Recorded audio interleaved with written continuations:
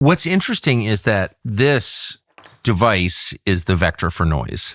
Yeah, certainly. But you've used this device to bring silence back. Well, the device is is a tool for unimaginable evil. I mean, what is contained in that device is heartbreakingly sad. I mean, yeah, noise and distraction, pornography, evil. I mean, there's so much evil in technology. There's so much evil in social media, in the ways of the world. And we've had a lot of people, you can get addicted to your phone. It's very easy to get addicted to your phone, even if you're not looking at bad stuff. It's just like there's funny stuff on there, or there's really entertaining stuff, or there's news or whatever. And we've had a lot of people who are like, well, you can't, technology is bad. It's inherently bad, which is one of the complaints about Hallow, which you certainly have to find a way to escape from technology, to not get addicted, to find peace amidst the noise. But for us, it's just like, God can use anything. We can't underestimate God. Like, God can take any tool we have, whether it's the printing press, whether it's magazines, which also are used for tremendous evil, or whether it's this incredible tool, which is used for tremendous evil. The vast majority of stuff on the internet is evil, is terrible, is awful. But God can still use it. God can still reach out to people where they are. And it's the same, it's like churches in a city. It's like cities are places of tremendous evil.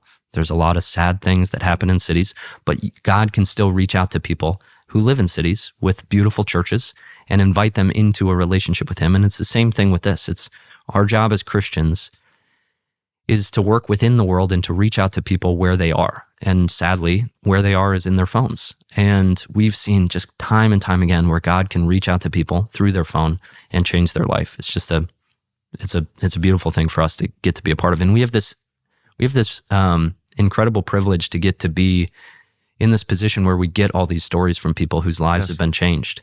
And it's just, I'm going to go on forever about these stories. Please do. But we had this other young woman, actually I was just talking to a guy yesterday in Ireland who had a very similar story to me, had fallen away. And in Ireland, it's like, in his friend group, apparently very unpopular to actually be Catholic, like to really believe it. And he had this radical conversion through technology, through the app, where he came back to his faith. But this one woman, I have a 4-year-old daughter, so this breaks my heart especially, but she was raised religious but fell away from her faith, described herself as a nihilistic atheist as a teenager, which is more intense than I would have described myself, but had a really tough time at school, which, like, man, the social media for young kids, especially young women, like just reading comments about yourself or like people insulting you, it's just, gosh, it's so hard. Like I have a little sister who's much younger than me, and I hold her phone for like 2 minutes and she gets like 50 Snapchat notifications about streaks she has to continue. And I'm like, I feel physically stressed holding this thing.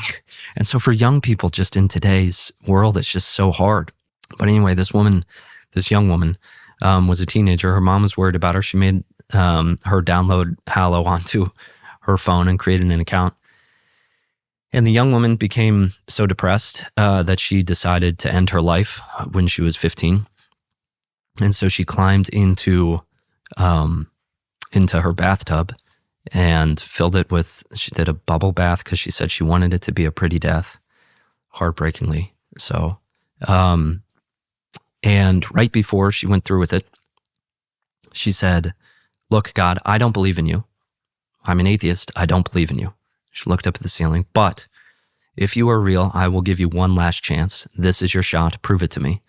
And she had her little phone sitting next to her, and she opened up the phone, played some random meditation that we had. It was probably during Lent because it was on Christ's Passion, and it was on how he bled, how he died, how he suffered for us so that we didn't have to carry that weight alone.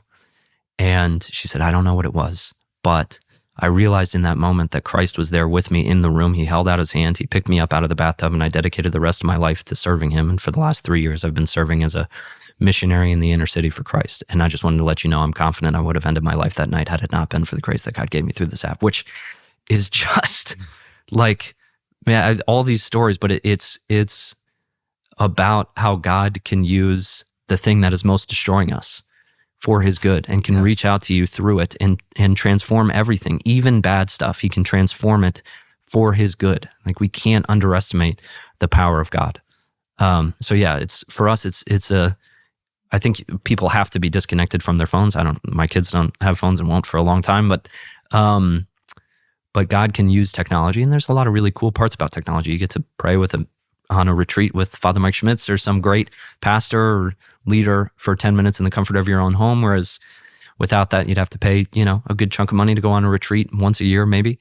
And so we have these tools with technology, but we have to surrender them to God. We have to let God use them. We can't, we can't make them God, and we certainly can't let them distract us from the things that really matter.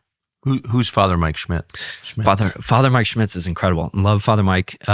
He is the host of, he does a Bible in a Year podcast, a series which you can find on the app, where he walks through the Bible and explains it in this really unique way, where it's not just from the beginning to the end, but about how the gospel is kind of interwoven throughout the whole story. So it's beautiful. It brings scripture to life in a new way. And then he does a bunch of different things. We work with him on a bunch of different things. Sermons, homilies, reflections, prayers, just things to try to open up scripture to folks in a new way, both to folks who haven't really had an exposure to scripture, but also to people who've been taking their faith seriously for decades. So he's phenomenal. How'd you find him? How'd you hear about him? Everything in Hallow has been the good Lord doing everything. So every story has been about us trying and trying and trying and trying and trying, and then just giving up and surrendering, and the good Lord doing it for us. Father Mike, I was a fan of Father Mike. When I was first coming back to my faith, I was trying to figure out whether I was Catholic or Protestant or whatever it was, because I had come to Jesus through this prayer experience, but had a lot still to figure out. And so I started watching debates. I started listening to sermons, all this stuff. And Father Mike was one of the big ones. He has a handful of YouTube videos on a channel called Ascension, which is phenomenal. And I loved him. And so, but I kept trying to reach out. I kept trying to email him in different ways, because we had just started this app, and I was like, hey man, is there any way that, hey Father, is there any way that we could work together with something? I'd love to share what you have with the folks who we have on the app, which was just whatever, maybe like a couple hundred people at that point. And I gave up. I was like, all right, I've tried everything. I've reached out in every way. And then he just randomly reaches out to us in an email and just says, hey, I was with a bishop who knew you guys, and he mentioned you, and that I should reach out. So would love to do something. And the first thing he did for us was, we have these sleep Bible stories where at night you kind of read scripture to try to disconnect yourself from the busyness of the world and focus on Christ before you go to bed. And so he did this sleep reading of, I think it was, the Gospel of John. In the beginning was the Word, and the Word was made flesh. And it was just beautiful. And so then we kept trying to work with him forever, and he's one of the most incredible people I know. He, is very close with my wife and my kids and I, and so it's been a blessing to get to know him, but also to get to share his message with people, and he's changed more lives than I could possibly imagine. Thanks for watching our YouTube channel. We hope you'll subscribe to it. And by the way, you can hit the little bell on there and get notifications every time we produce a video. We hope you'll do that also.